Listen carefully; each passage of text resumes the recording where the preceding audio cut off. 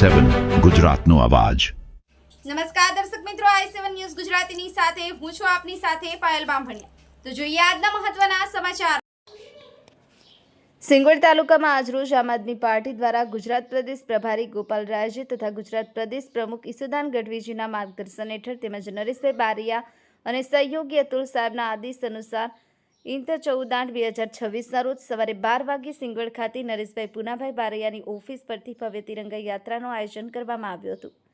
મળતી માહિતી મુજબ આ તિરંગા યાત્રા બાંડીબાર રૂટ મારફતે લીમખેડા બજાર થઈ હાથીધરા 11 રસ્તા મેદાન સુધી સફળતાપૂર્વક યોજાઈ હતી। યાત્રા દરમિયાન કોળી સમાજના ઇષ્ટદેવ વીરમાંધાતા સર્કલ પાલી લીમખેડા ખાતે 131 લીમખેડા વિધાનસભાના સહપ્રભારી નરેશભાઈ બારિયા દ્વારા ફુલાર અર્પણ કરવામાં આવ્યો હતો। તેમજ ભગવાન બીર ચામુંડા સર્કલ લીમખેડા ખાતે પણ નરેશભાઈ બારિયા દ્વારા ફુલાર અર્પણ કરી શ્રદ્ધાભાવે વંદન કરવામાં આવ્યું હતું। ખાસ કરી 131 લીમખેડા વિધાનસભા વિસ્તારના ભાઈઓની બાઇક રેલીમાં ઉત્સાહભેર જોડાઈ દેશપ્રેમ, એકતા અને રાષ્ટ્રભાવનાનો અનોખો સંદેશ આપ્યો। આપ સૌના ઉત્સાહ, સહકાર, પરિશ્રમ અને દેશભક્તિથી તિરંગા યાત્રા ભવ્ય રીતે શિસ્તબદ્ધ આ રેલી સફળ બની હતી। નિલેશ વસિયાની સાથે કેમેરામેન કલ્પેશભાઈ નિસત્તા, i7 ન્યૂઝ ગુજરાતી, દાહોદ।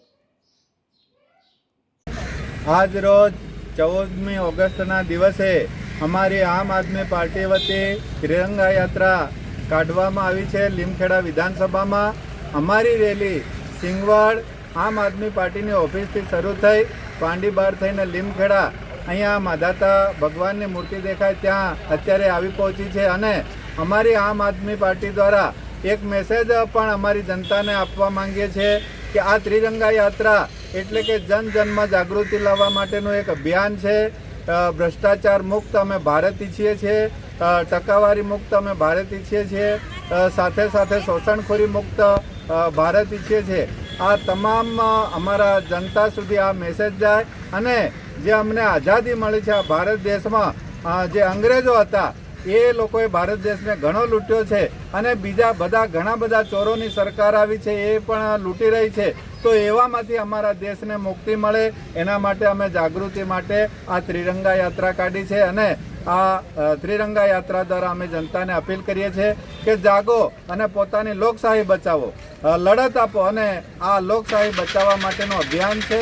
આવતીકાલે 15મી ઓગસ્ટના દિવસે દરેક જણને અમારી અપીલ છે કે પોતાના ગામમાં ધ્વજવંદનમાં અવશ્ય હાજરી આપો અને જ્યાં પણ આપણને મુશ્કેલી પડતી હોય, જે પણ સવાલ હોય તેમાં એનો ખુલીને અવાજ ઉઠાવો એવી જનતા